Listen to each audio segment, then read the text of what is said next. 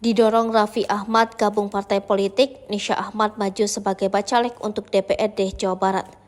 Nisha Ahmad, adik Raffi Ahmad, memutuskan terjun ke panggung politik.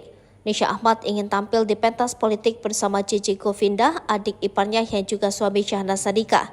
Nisha Ahmad memberanikan diri dengan mendaftarkan sebagai bacalek DPRD Jawa Barat dari PAN. Nisha Ahmad mengatakan keputusannya terjun ke politik setelah didorong Raffi Ahmad. Semua berkat AA Raffi, dia yang mengenalkan dan mengarahkan ke partai. Tapi keputusan ke politik murni dari saya, kata Nisha Ahmad di kantor DPP PAN Jalan Warung Buncit Raya, Jakarta Selatan.